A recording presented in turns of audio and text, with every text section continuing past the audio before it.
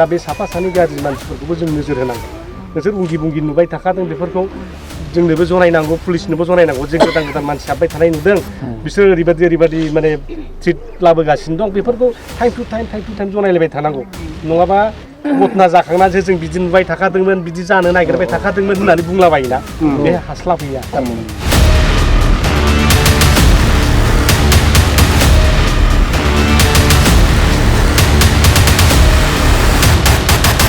जोंना माने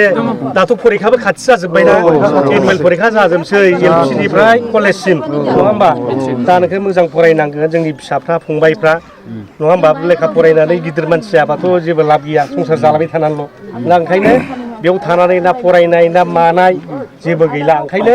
जोङो नों इमिडियेट थिक खालामनायनि बेबस्था खालामनांगौ आरो सिकिउरिटिनि बेबस्थाखौबो थिक खालामनांगौ मेना सिकिउरिटि नों जुदि पुलिस दोनहैनो हायाबा मानसिखौ थुसोमहरबाय थानाङा ओमफ्राय मोनसे जिनिस जाबाय जोंनाबो सेल्फ कनफिडेन्ट थानांगोन नङा होमबा गावबो साहस खालामनांगोनथ' गावनि न' बांखौ गारनानै बेयाव सानसे रायजोआनो नोंलाय बिदि लेथें फेथें न' गारदावनायानो बिराद गाज्रिखा दा गिनाय समाव गारबाय बे थिगैनो दं दा जोङो माने हौवाफ्रा माने मोनाफ्राव डिउटि नेनाय हिनजावफ्रा उन्दुनाय आरो हौवाफ्रा रटेसन खालामलानानै नेलायनाय बेफोरखौबो जों खालामलायनांगोन नङा होमबा दा बे जोङो थादाव जुदि दिनै थादाव गाबोन थादाव मास मोनसेबानो जोंना मोनसे कनफिडेन्ट फैगोन जे जाला नङा होमबा दा बे आरोखि दा जोङो ओरैबायदि सरकारजों रायज्लायनानै ओरैबायदि थाब बन्द' खालामखादों नङाबाथ' बिराद देरलांसिगौमोन दा इमिडियेट जों बेखौ स्टप खालामनो थाखाय बिराद जों दिल्लीयाव रायज्लायलाय दिसपुराव रायज्लायलाय मन्थ्रिफोरजों रायज्लायलाय दिनै आसामनि चिफ मिनिस्टारा सुइजारलेण्डआवसो दंहैयो बेजोंनो जोङो भाया टेलिफनिक रायज्लायलाय दा नैबे रेपिड एक्सन फर्स हरनाय मा हरनाय आसामनि आइजिपिआनो दंफैयो IGP inspector general of police नङा होमबा डिजिपि दंफैयो डाइरेक्टर जेनेरेल अफ पुलिस बिसोर दंफैजोबो जे घटनाखौ बोरै थान्दा खालामनो हायो दा बिनि थाखाय जोंना दाख्लै जाबाय बिनिफ्राय गोदान जेबोथ' घटना गैया नङा होमबा आरो जाहोनोबो नांला जोङो मिलायनानै थानांगौ गाज्रि मानसिनि थाखायनो दिनै बे जायो नङा होमबा दा बे साफा सानै गाज्रि मानसिफोरखौबो जों नोजोर होनांगोन नोंसोर उंगि बुंगि नुबाय थाखादों बेफोरखौ जोंनोबो जनायनांगौ पुलिसनोबो जनायनांगौ जों गोदान गोदान मानसि हाबबाय थानाय नुदों बिसोर ओरैबायदि माने ट्रिट लाबोगासिनो दं बेफोरखौ टाइम टु टाइम जनायलायबाय थानांगौ नङाबा घटना जाखांनानैसो जों बिदि नुबाय थाखादोंमोन बिदि जानो नागिरबाय थाखादोंमोन होननानै बुंलाबायोना बे हास्लाबहैया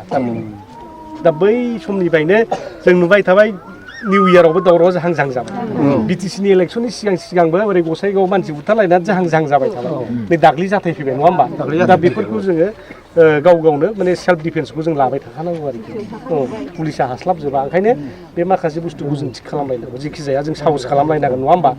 दा ओंखायनो जोङो जोंनि हायाव गसंथानो जों नाजानांगोन पुलिसखौ बोरै खालामनांगौ बहा बोरै दोननांगौ बोरै पइन्टआव बहा पुलिसफोरखौ दोनोबा जों माने सेफटि होनो हागोन रैखाथि होनो हागोन बिनि बेबस्थाखौ जों सरकारजों रायज्लायबाय थागोन आरोखि सिकिउरिटि मेजार्सआ बोरै जायो खहाखौथ' जोंबो मिथिगौ जे बोसोराव माने 1996आव जेब्लानाखि सावथाल दावराव बर' जावराव जायोबा बे समाव मेट्रिक फरिखा होजेननाय दा बे जाबाय थादों आरो दा ओंखायनो बयबो साहस खालाम नङा होमबा साहस खालाम आबादफ्रा मोजाङै मावनांगौ गथ' गथायफ्रा मोजाङै फरायनांगौ मेट्रिक फरिखा बारा गोबाव गैथारला नङा होमबा आदा मासल'सै मोजाङै फरिखा होनांगौ पास जानांगौ दे